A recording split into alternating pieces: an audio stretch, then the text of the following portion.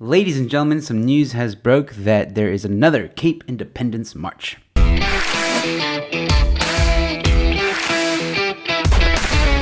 Hello, ladies and gentlemen. Welcome to the Joe Emilio Show. My name is Joe Emilio. All right, so earlier I had a discussion with Phil Craig from the Cape Independence Advocacy Group, and we discussed the upcoming march for Cape Independence in Cape Town on the 17th of April. This next one happens to be also on a public holiday, Freedom Day. But here to talk more about the Cape Independence movement and if there's any updates other than the march is Phil Craig. Hey Phil, welcome back to the show. Thank you so much for coming on. How are you doing? No, good, thank you. And it's always great to be back and to chat. But yeah, going well, thank you. Awesome. So big news has broke. There is another march for Cape Independence. Can you, let me also show people.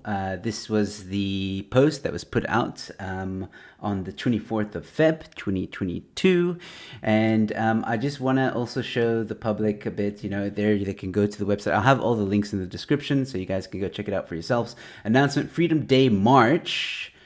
Free the Cape March to be held on Freedom Day, 27th of April in Cape Town. So, Phil, very quickly, let us know or tell us, why did you choose Freedom Day? I think it's pretty obvious, but let us know.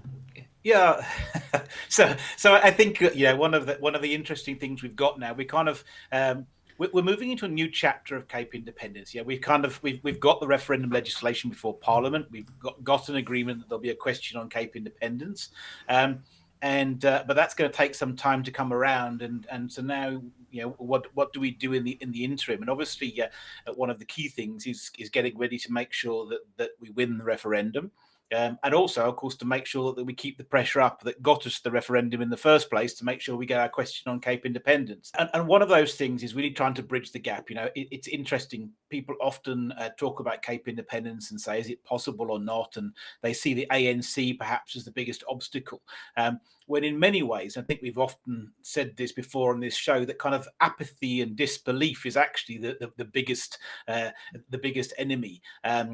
People think Cape Independence would be a great idea, but it's never really going to happen. And then actually, perversely, then they almost give up without trying, and become the reason why it might not happen, when actually the ANC were never the problem all along. So a big part of this march is and a lot of our work really for this interim period now, this next year or so, is to start bridging the gap between this concept of Cape Independence, which really is possible, but perhaps feels unattainable to people, and moving forward from where we are now. And a lot of that is showing people just how far the political consensus in the Western Cape has come, just how much autonomy, let's call it, is built into mainstream politics now, and that actually the main political parties and not just sort of fringe groups are behind this. And that's why, for example, in this situation, we've called it the Free the Cape March, as opposed to the Cape Independence March, although obviously clearly it's got a very strong Cape Independence theme.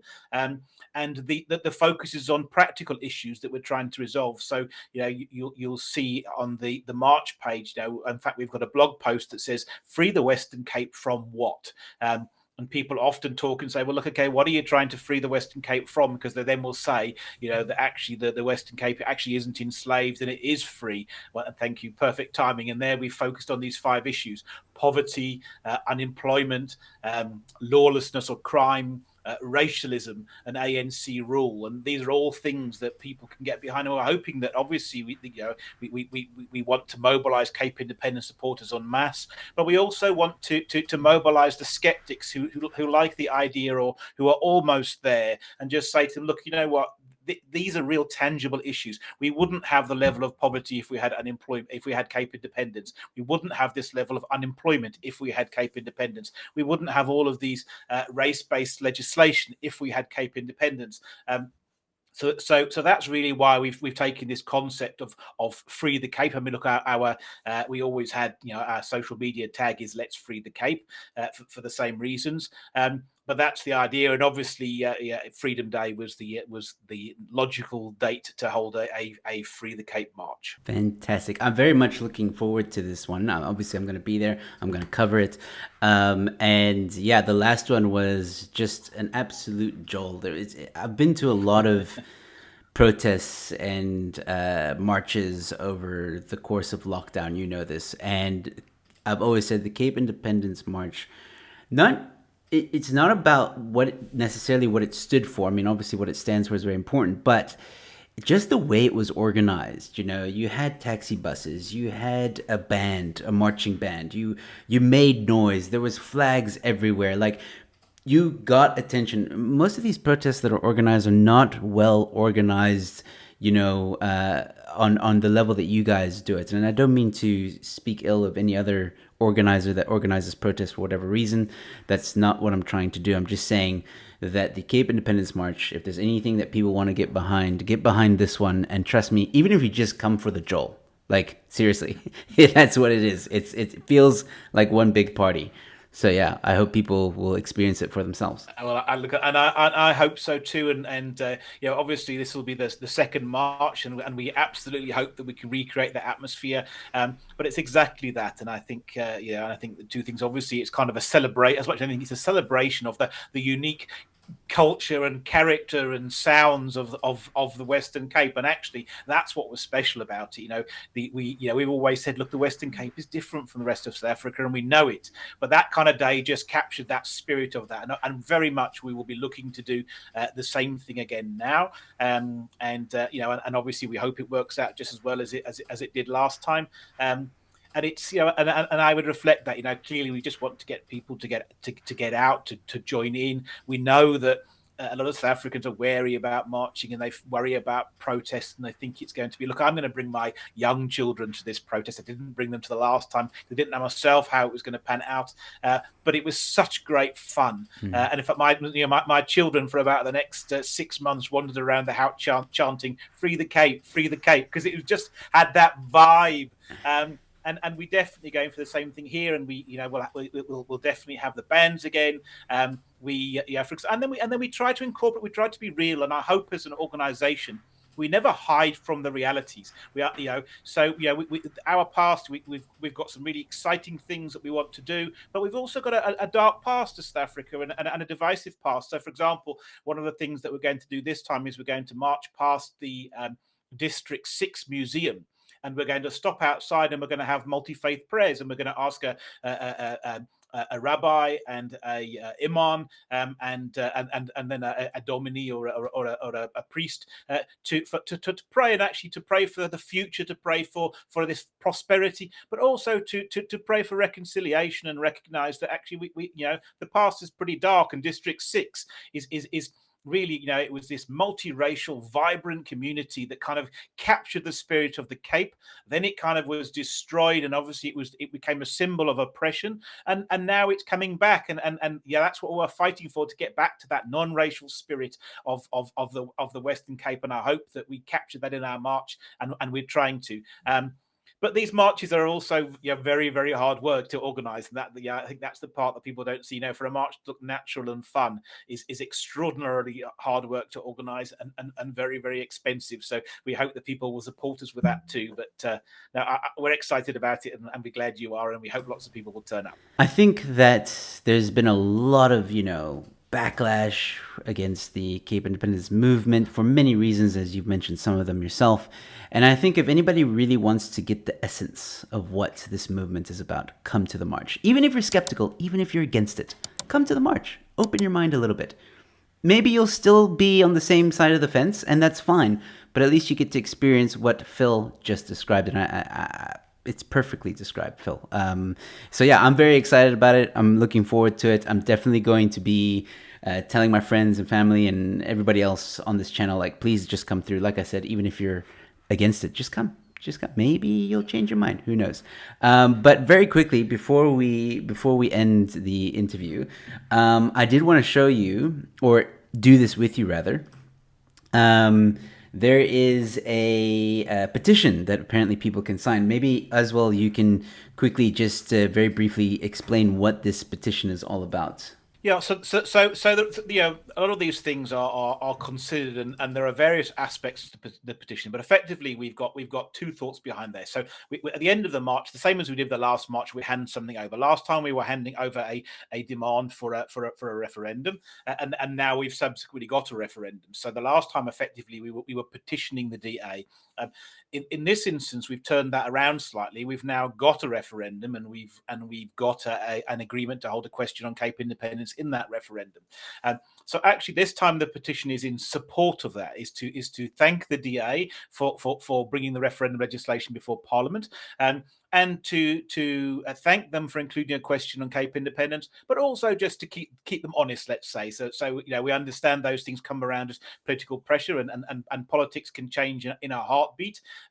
So it's really important that we have these records, and a large crowd, and a petition signed by lots of people that's handed over to the DA to say thank you for the referendum legislation and thank you for agreeing to hold a question on Cape Independence. Has a certain force to it in terms of, look, you've made this agreement. For example, the local elections were interesting. We found an accommodation with the DA before the local elections. Some people have chosen to see that accommodation as a weakness of support of Cape Independence, and they're forgetting that actually we found that accommodation precisely to end up in this situation, and we've definitely kept our side of the bargain, and we just want to make sure that the DA keep theirs. So that's one aspect of this, and then the other one is much more pragmatic. And you probably know yourself from dealing with stuff on social media. It's actually very difficult to communicate with large groups of people, and our largest communication platform is Facebook. We've got about 70,000 spectators, followers on Facebook. But the way the Facebook algorithm, if we post something about the march, then perhaps 7 or 8,000 of those people will see it. So it's entirely possible that we could put a few posts on Facebook about the march, and you could have somebody who follows us who never actually gets to see there is a march even. So it becomes very, very difficult. And then certainly if you want to start spread later information and perhaps ask for some financial assistance for the march, or to give people the opportunity to buy merchandise for the march, or just to tell them where they must be and give them updates on is then becomes very difficult if actually 90% of the people you're writing to never get to see what you're writing. So the second thing that with this is, once you sign the petition, but also we'll then have, and we're not going to spam people, but then we have your email address, and we will communicate with you, maybe 3 or 4 times between now and when the march takes place in 2 months. We'll send you a note to say thank you for signing up for the march. We'll probably send you a note further on to say, here now merchandise is available, and if you want to buy merchandise, you can buy it here. And then in the run up to the march itself, we'll probably say, listen, don't forget it's the march on next Wednesday, and actually here's where you park, and here's where we're starting, here's where we're finishing, and so on and so forth. So actually so we've killed lots of birds with this one stone. We and the two key ones are being able to keep the DA honest around the agreement we've made, and to keep that in the eye, and to find an effective way of communicating. Because if we then communicate with people by email, then 100% of the people will get to see what we've written, as opposed to 10%. Fantastic. I think it's a good way to go, which actually I'm glad you explained all that, because now I am going to do this as we're recording this episode. There's my information, my email, my number. I am not a robot. And I've said I support holding the provincial referendum, and I'll be attending the march. And now I'll say submit. It says please wait, and it says thank you, your submission has been received. So there we go. I signed it. And again, ladies and gentlemen, links in the description so you guys can go sign the petition yourselves. Very last question, Phil.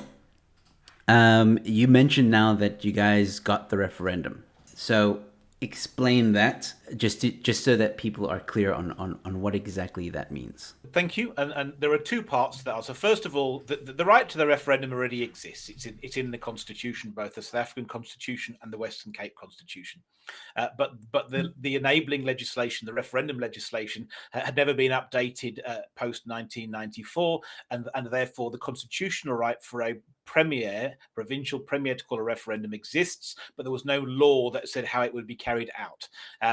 And so effectively that law needed to be updated, and the DA have brought this private members bill, the Electoral Commission Amendment Act, which then will include the right, the constitutional right for the Premier to call a referendum into law, which means that referendums can be called, and the DA are clear that once they have that law passed, they are going to call provincial referendums. So first of all, we've got a referendum, and then after that, then obviously what's the referendum on? And the law allows for multiple question referendums. It's not going to be just a Cape Independence referendum, but there's going to be a number of questions about how people want to be governed, and this comes back to the bigger picture.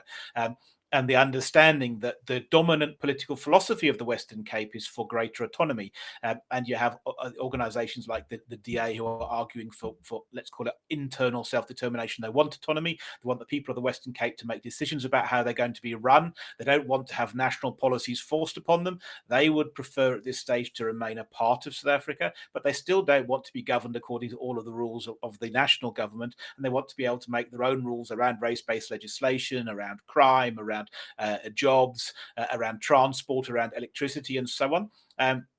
And obviously, from our point of view, we think that doesn't go far enough, because we think that without control of the economy and economic policy, then realistically you could never resolve these issues. You'll never solve poverty. You'll never solve unemployment. But what you're going to see in that referendum is questions on lots of these different things. And so in terms of where we were pushing for that, we wanted for the people of the Western Cape to be consulted on Cape independence, and the DA did agree, and several other parties. But obviously the DA, as the party provincial government, they did agree that the Western Cape people have got a right to decide for themselves on Cape independence, and they're happy to allow them to have that choice as one of the questions in the provincial referendum when it comes. Fantastic. All right, cool. So Cape independence one step closer. All right, Phil, thank you so much for giving up your time and coming onto the show. Ladies and gentlemen, once again, please, all information about Cape Independence Advocacy Group is in the description below. Their website, their Twitter page, Facebook, YouTube, they've got everything. And obviously the links to the site where you can fill in the petition. You can get more information on the march. Phil, is there anything you want to say in closing? Yes, there is. There's one thing that's really, really critical, and I'm glad I was going to ask the opportunity to say it. And we've had this really nice conversation, which is upbeat and fun, and that's exactly how this march has to be. But there's a serious part for people to consider. If you want Cape independence, if we want a better future, you have to stand up and be counted. And one of the frustrations with organizing things is people want change, but they are too lazy sometimes to get up and be counted. And I just want to put a challenge at the end of this to say, look, moments like these are critical. They're not just, oh, well, you know what, it's Bride Day. It's a bit of a hassle to go through to Cape Town. The moments like this decide whether Cape independence is going to happen or it isn't going to happen.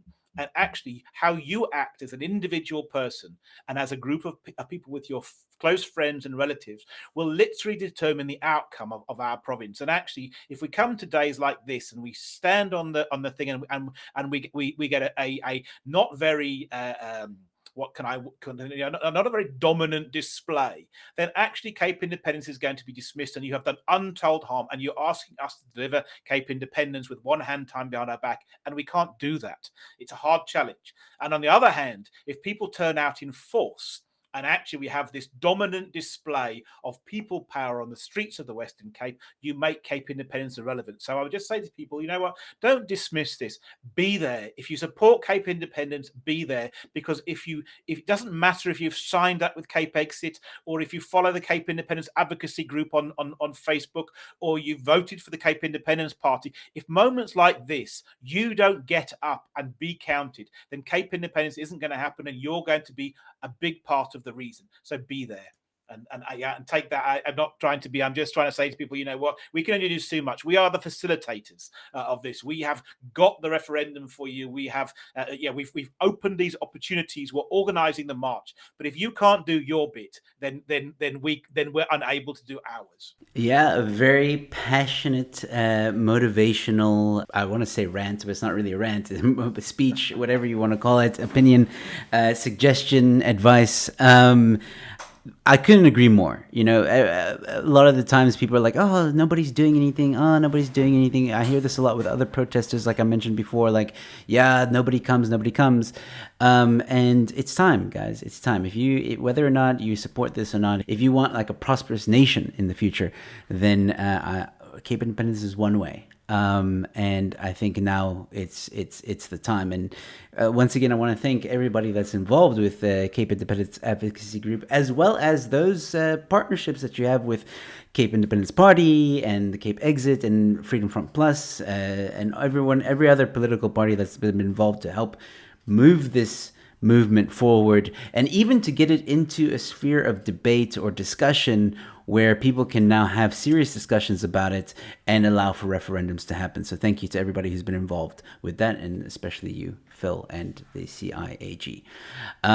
Once again, thanks, Phil, for joining me on the show. It's been a pleasure. It always is. I'll definitely have you back again. We got to set up that debate on Cape Independence soon. I'm just waiting for a few people to get back to me. So ladies and gentlemen, subscribe, like this video, and stay tuned, because I will have a debate either on Cape Independence versus federalism, which I think is going to be easier to do because I'm friends with some people in the DA, so they might be willing to jump on board. Or it's going to be Cape Independence or not. So I'm going to try and have people that are vehemently against Cape Independence, and we're going to make a case for Cape Independence. I think that's going to be a very interesting discussion. Phil, once again, thanks again. Cheers. Thank you, Joe. Always great to be here. Well, there you have it, ladies and gentlemen. Please leave a comment in the comment section. What are your thoughts? Do you think Cape Independence is possible or not? And will you be attending the march? Don't forget all the links in the description below. Thank you very much for watching, ladies and gentlemen. Stay safe, be kind to one another, and I'll see you at the next one. Cheers.